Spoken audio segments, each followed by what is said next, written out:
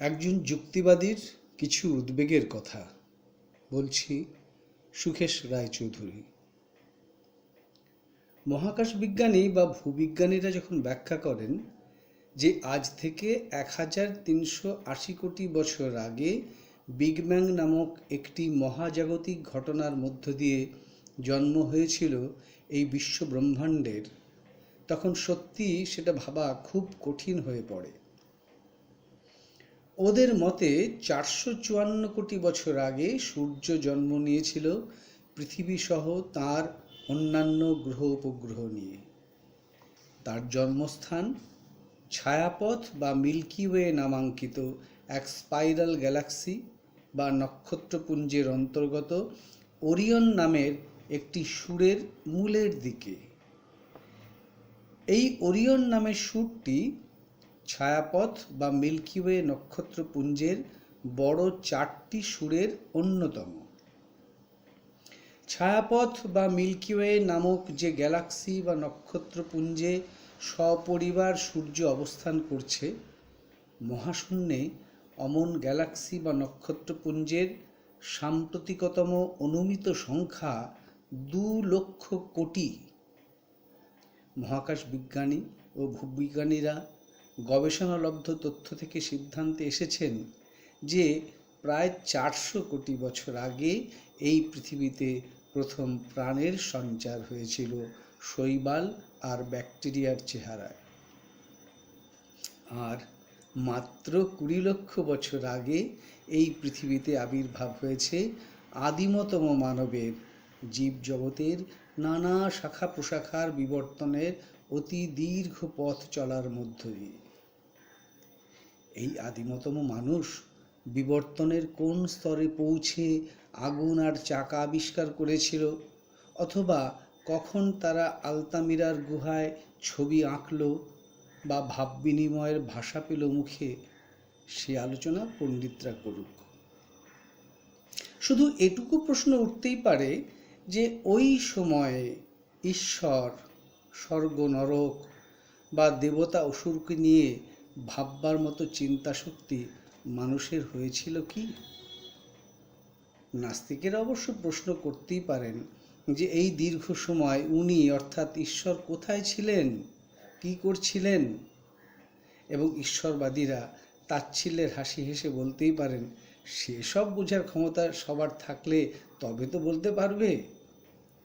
তাই সেই অনাদি অনন্তকাল থেকে ঈশ্বর ছিলেন ও আছেন কি না, থাকলে কোথায় আছেন, তার মানুষের মতো হাত পা মাথা আছে না নেই, থাকলেও ভিন্ন ভিন্ন দেশে ভিন্ন ভিন্ন চেহারার, ভিন্ন ভাষার, ভিন্ন ধর্মের ভিন্ন ঈশ্বর, নাকি নিরাকার পরম ব্রহ্ম, ঈশ্বরের অনুগত বা অনুগত নয় এমন ভিন্ন দেবতা, ভিন্ন দৈত্য দানব, স্বর্গনরকের চেহারাগুলো ভিন্ন ভিন্ন না একই রকম, অথবা সেই একমেবাদ্বিতীয়ম ঈশ্বর যিনি হজরত মোহাম্মদ, যীশুখ্রিস্ট বা বুদ্ধদেবকে আলাদা আলাদা দেশের আলাদা আলাদা গোষ্ঠীর মানুষের মঙ্গল সাধনের কাজে পাঠালেন, তিনি কি আবার এক একজনকে পাঠালেন ভিন্ন ধর্মের মানুষদের পৃথিবী থেকে তাড়িয়ে দিতে? সেসব আলোচনা অন্যেরা করুক, আমরা আসি আমাদের দেশ ভারতবর্ষে, আসি এই বাংলায়। আন্দামান নিকোবরের জাড়োয়া, আসামের অঙ্গসি নাগা ও দক্ষিণ ভারতের কাদার ও পুলায়নদের সাথে আফ্রিকার নিগ্রোদের যথেষ্ট সাদৃশ্য লক্ষ্য করে নৃতাত্ত্বিকদের একাংশ মনে করেন যে এরা চওড়া মাথা সম্পন্ন নেগ্রিটো জনগোষ্ঠীরই বংশধর। একথা মেনে নিলে আফ্রিকা থেকে আসা এই নেগ্রিটো জনগোষ্ঠী ভারত ভূখণ্ডের আদিমতম বাসিন্দা। অবশ্য নৃতাত্ত্বিকদের মধ্যে এ বিষয়ে দ্বিমত আছে।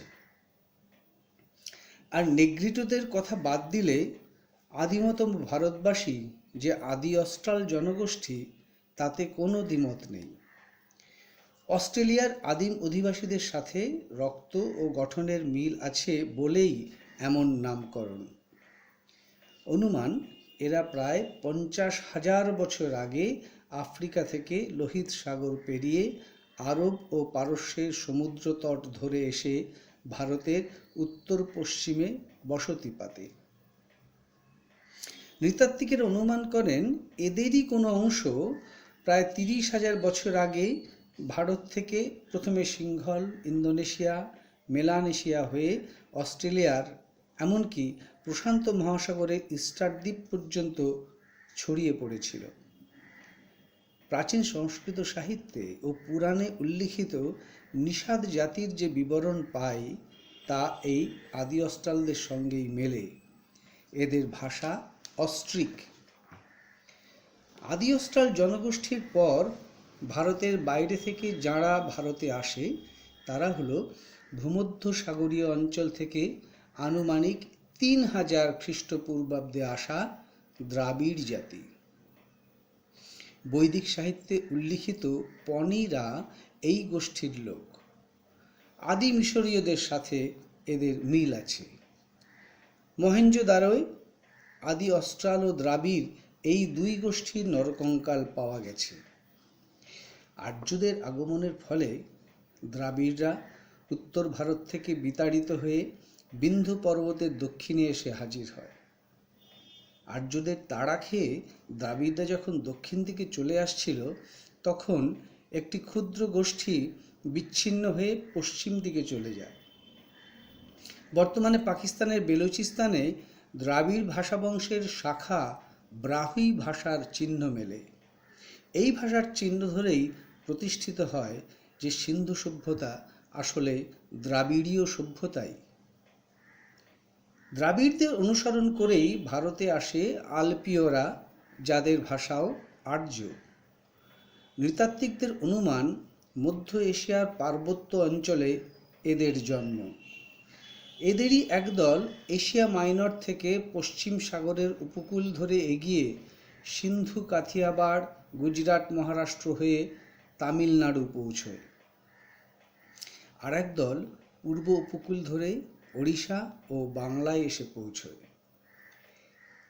এই আলপীয়রা আর্য ভাষায় কথা বললেও পরবর্তীতে আসা নর্ডিক গোষ্ঠীভুক্ত বৈদিক আর্য ভাষার থেকে তা আলাদা ছিল। বাংলাদেশে বসত প্রত্যয়ন করা এই আলপীয় আর্য ভাষাভাষীদেরই কিন্তু বৈদিক সাহিত্যে অসুর নামে উল্লেখ করা হয়েছে। নৃতাত্ত্বিকেরা অনেকাংশে নিশ্চিত যে আর্য আগমনের আগেই চীন ও মঙ্গোলিয়া থেকে মঙ্গলয়েডরা ভারতে প্রবেশ করে। মঙ্গল জাতি উদ্ভূত প্রত্নমঙ্গলয়েড নরগোষ্ঠীর অস্তিত্ব লক্ষ্য করা গেছে অরুণাচল, আসাম, মেঘালয়, মিজোরাম সহ হিমালয়ের পাদদেশের জনগোষ্ঠীর মধ্যে। বেদে বর্ণিত কিরাত সম্প্রদায় এই গোষ্ঠীর লোক। 2000 থেকে 1500 খ্রিস্টপূর্বাব্দে উত্তর এশিয়া থেকে ভারতে আসে আর্য ভাষাভাষী নর্ডিক জনগোষ্ঠী। মূলত উত্তর ভারতেই এরা স্থিতি লাভ করে। এরাই আগেকার আর্য ভাষা ও ভারতীয় সংস্কৃতিকে নবরূপ দান করে। এদের সাথে দ্রাবিড় জাতির সংমিশ্রণ ও সংঘাত দুইই ঘটে। মনে রাখা দরকার যে আর্য ভাষাভাষী নর্ডিক জনগোষ্ঠী বেদের রচয়িতা। প্রসঙ্গত বেদ সম্বন্ধে খুব সংক্ষেপে দু একটা কথা বলে রাখা ভালো। বেদ 4টি: ঋগ্বেদ, যজুর্বেদ, সামবেদ ও অথর্ববেদ। বেদের সমসাময়িক অন্য রচনার লিখিত রূপ পাওয়া গেলেও বৈদিক সংকলনগুলির লিখিত রূপ ছিল না। পুরোহিতদের স্মৃতিতে মুদ্রিত থাকত। উত্তরাধিকার পরম্পরায় তাদের সাধ্যমতো বিশ্বস্ততায় সেগুলি তারা পরবর্তী প্রজন্মের কাছে রেখে যেতেন। যখন বেদের অবিকৃত স্মৃতি মুদ্রণের এই পবিত্রতা রক্ষা যথেষ্ট শিথিল হয়ে পড়ল, তখন এই অপ্রকাশ্য রচনাগুলি লিখিত রূপ পেল। আলবেরুনির মতে এই লিখিত রূপ পাওয়ার সময় খ্রিস্টীয় 10ম শতাব্দী। ঋগ্বেদের রচনায় কোথাও লোহার ব্যবহারের উল্লেখ পাওয়া যায়নি। যে সময় লোহা আবিষ্কার হয়েছিল বলে প্রমাণ পাওয়া যায়, তা থেকে দেখা যায় 1000 খ্রিস্টপূর্বাব্দের পরেই এই ধাতুর ব্যবহার সমগ্র উত্তর ভারতে প্রসার লাভ করে। সব দিক বিবেচনা করে ঐতিহাসিকরা মনে করেন খ্রিস্টপূর্ব 1500 অব্দ থেকে খ্রিস্টপূর্ব 1000 অব্দ, এই প্রায় 500 বছর ধরেই ঋগ্বেদ রচিত হয়েছিল। সামবেদ একটু পরে হলেও তা 1000 খ্রিস্টপূর্বাব্দের সামান্য আগেই রচিত। যজুর্বেদ ও অথর্ববেদ এর পরে। বেদগুলির প্রাথমিক পাঠ স্তোত্র, জাদু ইত্যাদির সংকলনকে সংহিতা বলা হয়। প্রতিটি সংহিতার সঙ্গে যুক্ত আরেকটি পাঠ, যার নাম ব্রাহ্মণ। ব্রাহ্মণে মূলত বিভিন্ন ধর্মীয় আচার অনুষ্ঠানের নির্দেশিকা আছে। প্রতিটি ব্রাহ্মণের সাথে পর্যায়ক্রমে যুক্ত আছে একটি আরণ্যক ও একটি উপনিষদ। আরণ্যকে আছে অরণ্যবাসী ঋষিদের জন্য নানা রহস্যময় ধর্মানুশাসন, আর উপনিষদ হল দার্শনিক দুর্কল্পনা সমৃদ্ধ রচনা সম্ভার, যার কাব্য সৌন্দর্য যুগ যুগ ধরে বিশ্ব তথা ভারত সাহিত্যের অমূল্য সম্পদ হয়ে আছে। বলে রাখা ভালো, বেদে কিন্তু পূজা ছিল না, ছিল যজ্ঞ।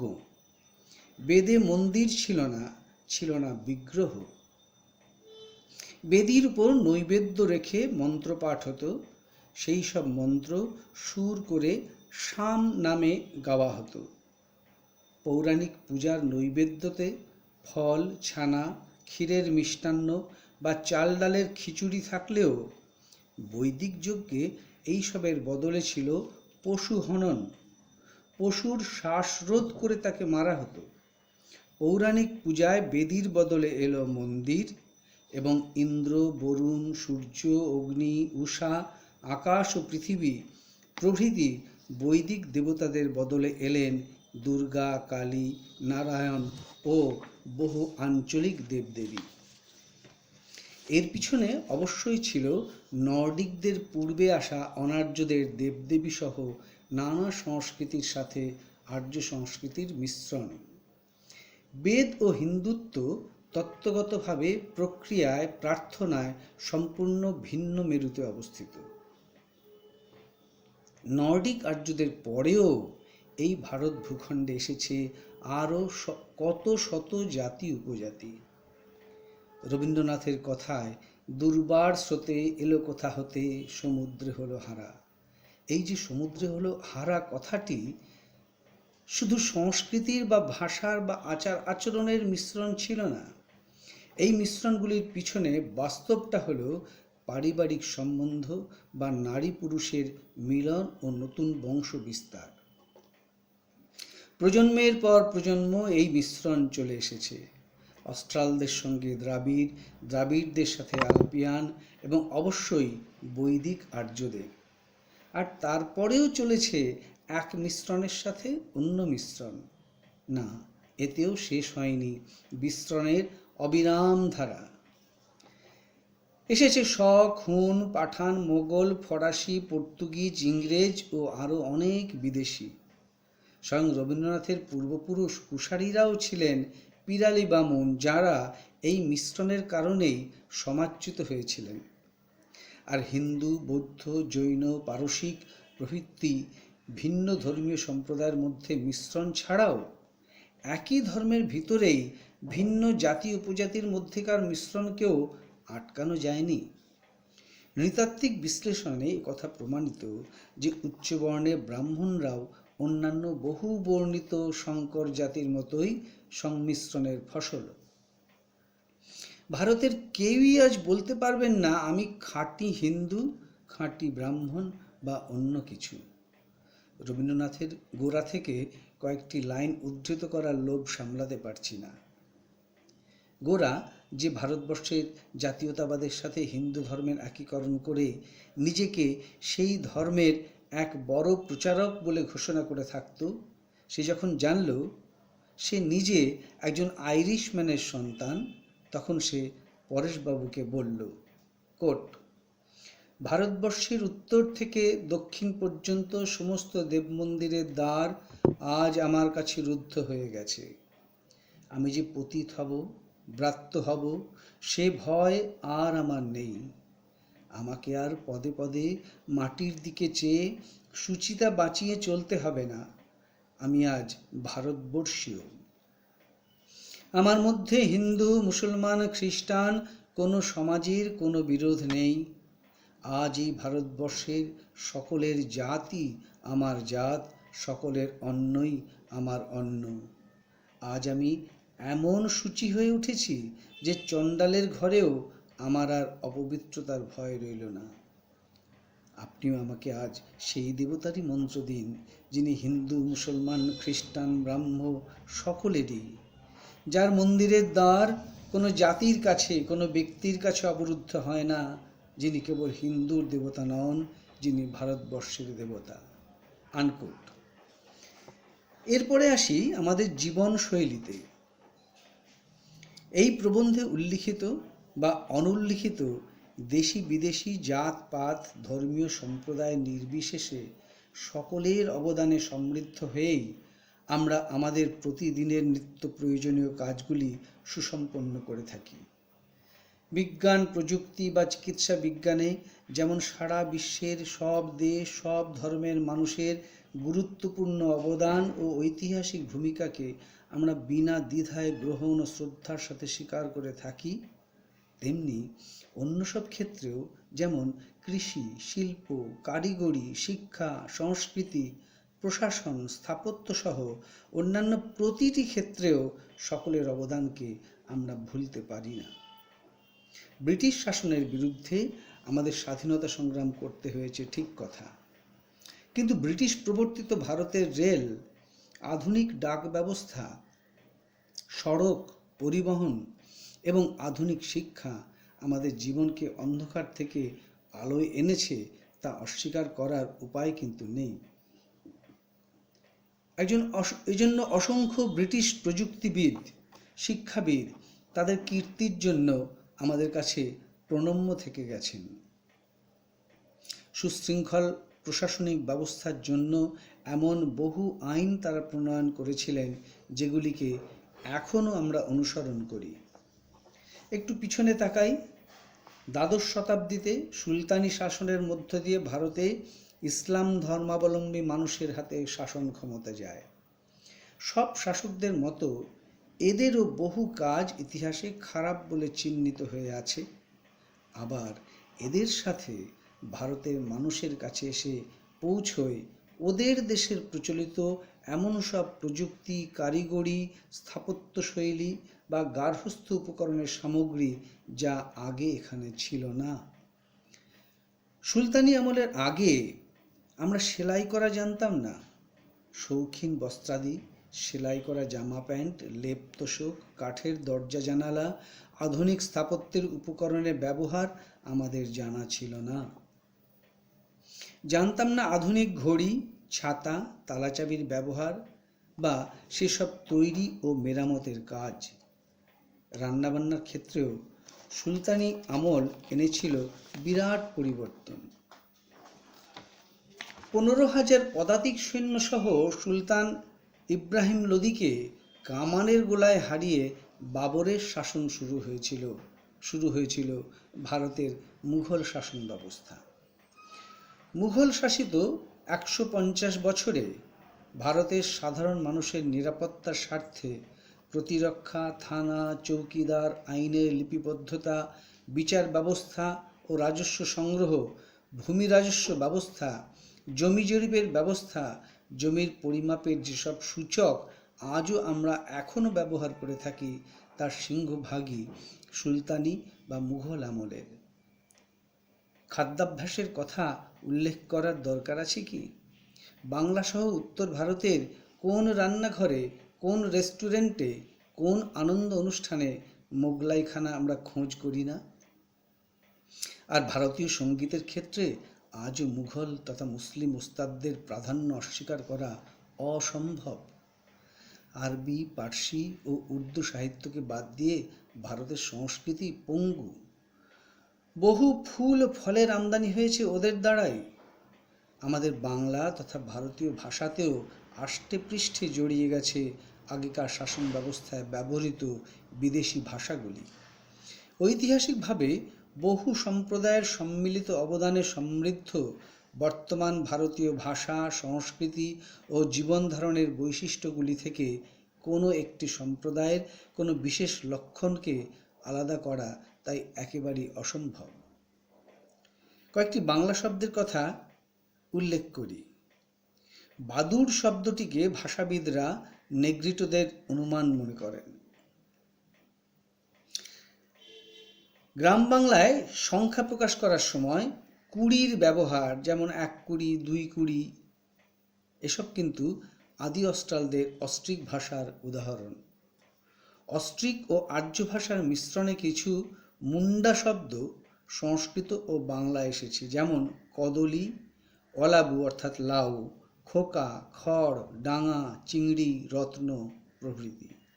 দ্রাবিড় ও আর্যদের মিশ্রণের কারণে ঋগ্বেদে যে দ্রাবিড় শব্দগুলি এসেছে তার মধ্যে উল্লেখ্য ময়ূর, খাল, বিল ইত্যাদি।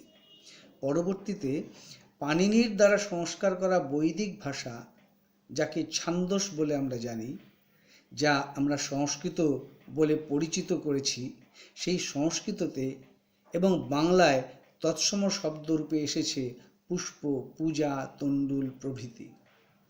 মঙ্গোলয়েডদের ভাষা, যাকে ভোটচিনীয় ভাষা বলা হয়, তা থেকে সংস্কৃততে এসেছে কীচক, তসর, সিন্দুর, ম্লেচ্ছ ইত্যাদি শব্দ। আবার ওই একই ভাষা বংশ থেকে বাংলা এসেছে লুঙ্গি, চা, লিচু প্রভৃতি। তুর্কি অর্থাৎ সুলতানি এবং মোগল শাসনে বহু আরবি ও ফার্সি বা উভয়ের সংমিশ্রণের ভাষা বাংলায় মেশে। যেমন আরবি থেকে আক্কেল, আদালত, আসামি, আমলা, উকিল, কানুন, কামিজ, গরিব, জলদি, জামিন, তামাশা, জেলা, মহকুমা, শর্ত, হাকিম, হেফাজত প্রভৃতি শব্দ। ফার্সি থেকে এসেছে আইন, আওয়াজ, আন্দাজ, কাগজ, চশমা, কারবার, চাঁদা, নাবালক, দোকান, বাজার, বেকার, বন্দুক, বেশি, বেচারা, রোজগার, সরকার, সর্দি এই সব শব্দ। পর্তুগিজদের থেকে এসেছে আচার, আলপিন, ইস্তিরি, ইস্পাত, কামরা, জানালা, পেঁপে, মিস্ত্রি, বালতি, সাবান।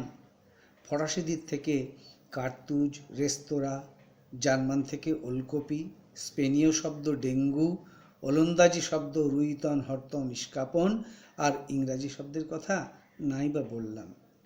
এই শব্দগুলির উল্লেখ করলাম এই কারণে যে এগুলি শুধু শব্দমাত্র নয়, শব্দগুলি আমাদের দৈনন্দিন জীবনের সাথে ওতপ্রোতভাবে মিশে আছে।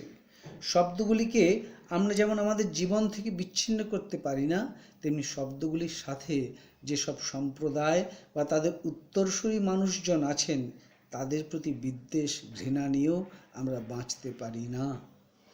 আর বর্তমানের আধুনিক প্রযুক্তির যুগে মানব সভ্যতা যাদের উপর ভর করে দ্রুততম গতিতে এগিয়ে চলেছে তাদের ধর্মীয় বিশ্বাস খুঁজতে গেলে আমাদের সভ্যতাই যে সংকটে পড়বে সে বিষয়ে কোনো সন্দেহ নেই। দুঃখের বিষয়, মাঝে মাঝে বিশেষ করে সাম্প্রতিককালে আমাদের অনেক প্রিয়জন, কাছের জন এমন কিছু মানুষের বিষাক্ত চিন্তার শিকার হচ্ছেন যারা নির্বোধের মতো, অশিক্ষিতের মতো, অস্বচ্ছ ও অযৌক্তিক দৃষ্টিতে মানুষকে মানুষের মতো না দেখে ধর্মীয় সম্প্রদায়ের পরিচয়ে চিহ্নিত করে ইতিহাসকে পিছন দিকে টানবার চেষ্টা করছেন। কোনো ব্যক্তির বা গোষ্ঠীর হিংসা বা হিংস্র মানসিকতা গড়ে ওঠার বা বেড়ে ওঠার পিছনে পারিবারিক, আর্থসামাজিক, পারিপার্শ্বিকতা এবং সংকীর্ণ ব্যক্তিগত বা শ্রেণীগত, অর্থনৈতিক অথবা রাজনৈতিক স্বার্থ সক্রিয় ভূমিকা ঐতিহাসিকভাবেই পালন করে এসেছে। মানব সভ্যতার বিরোধী, অপরাধমূলক, অমানবিক কার্যকলাপের সাথে কোনো ধর্মীয় বিশ্বাসের কোনো কার্যকারণ সম্পর্ক নেই। কারণ পৃথিবীর 4300টি বড় ছোট কোনো ধর্মেই হিংসা নয়, প্রেম ও মৈত্রীর কথা, যুদ্ধ নয়, শান্তির কথা বলা হয়েছে। বস্তুত ঐতিহাসিকভাবেই সব কয়টি ধর্মভিত্তিক দর্শনই সৃষ্টি হয়েছিল বিভেদের মধ্যে মিলনের পথ খুঁজতে। সকাল থেকে রাত পর্যন্ত আমরা যাদের সাথে সামাজিক কাজে বা অনুষ্ঠানে থাকি, এক মুহূর্তের জন্য তাদের ধর্মীয় সম্প্রদায়ের পরিচয় জানার কোনো কৌতূহল আমাদের জাগে না। কিন্তু এই বিষাক্ত চিন্তার মানুষগুলি মানব সভ্যতার অগ্রগতির ইতিহাসে ধর্মীয় সম্প্রদায় নির্বিশেষে সমস্ত মানুষের ভূমিকা থাকলেও তা স্বীকার করে না।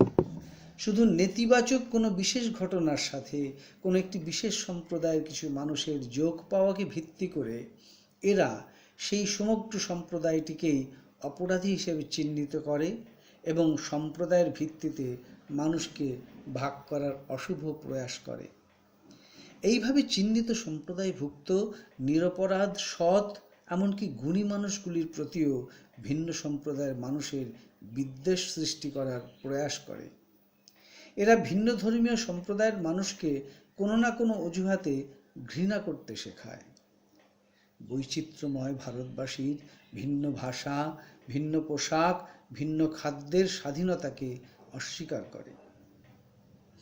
প্রাক স্বাধীনতা যুগ থেকেই শিক্ষিত ও প্রগতি চিন্তার মানুষেরা এইসব বিষাক্ত চিন্তাকে ঘৃণার চোখে দেখে এসেছেন এবং ওইসব বিষাক্ত চিন্তার প্রচারক সংগঠনগুলিকে সভ্যতা বিরোধী বলে এদের থেকে সকলকে নিরাপদ দূরত্বে থাকার পরামর্শ দিয়ে এসেছেন।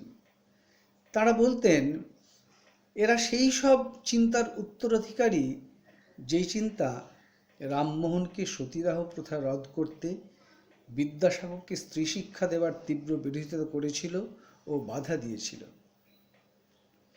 এই চিন্তার মানুষগুলি মুখে শ্রীচৈতন্যের নাম নেয়, শ্রীরামকৃষ্ণ, স্বামী বিবেকানন্দ, রবীন্দ্রনাথ, গান্ধীজি বা নেতাজির নামও ব্যবহার করে, অথচ এদের মূল দর্শনকে অপমান করে, আক্রমণ করে। ভারতের সহনশীলতার মানবিক দর্শন সারা বিশ্বের কাছে গর্বের বিষয়। যুগ যুগ ধরে ভারতবাসীর যে ঈশ্বর চেতনা, ঘৃণার কথা নয়, প্রেমের কথা, বিদ্বেষ নয়, মৈত্রীর কথা, হিংসা বা প্রতিহিংসা নয়, ভ্রাতৃত্বের কথা, মাতৃত্বের কথা, যত মত তত পথের কথা, বৈচিত্র্যের মধ্যে ঐক্যের কথা বলে এসেছে, সেটাই এখন আক্রান্ত আমাদের তিল তিল করে গড়ে তোলা সম্পদ, সুস্থ গণতান্ত্রিক বোধ ও চেতনা। সময় হয়েছে এই আক্রমণের বিরুদ্ধে সোচ্চার হবার। সময় হয়েছে অন্তর হতে বিদ্বেষ বিষ নাশ করার অভিযানে সামিল হবার। 1926 সালে রচিত রবীন্দ্রনাথের ধর্মমোহ কবিতাটির কিছু অংশ উদ্ধৃত করে শেষ করি। ধর্মের নামে মোহ যারে এসে ধরে, অন্ধ সেজন মারে আর শুধু মরে। নাস্তিক সেও পায় বিধাতার বর, ধার্মিকতার করে না আড়ম্বর। শ্রদ্ধা করিয়া জালে বুদ্ধির আলো, শাস্ত্রে মানে না, মানে মানুষের ভালো। বিধর্ম বলি মারে পর ধর্মেরে, নিজ ধর্মের অপমান করি ফেরে। পিতার নামেতে হানে তার সন্তানে, আচার লইয়া বিচার নাহিকো জানে। পূজাগৃহে তোরে রক্ত মাখানো ধ্বজা, দেবতার নামে এ যে শয়তান ভজা। নমস্কার। এই প্রবন্ধে যে সূত্রগুলি ব্যবহার করা হয়েছে তার উল্লেখ না করলে সম্পূর্ণ হয় না কথা। প্রথমত, website www.space.com, Our Expanding Universe, Age, History and Other Facts, article by Charles Q. Choi, January 13, 2015. 2 number, www.universetoday.com, Space and Astronomy News, article by Fraser Cain, Does the Sun Rotate? Updated on 23rd December 2015.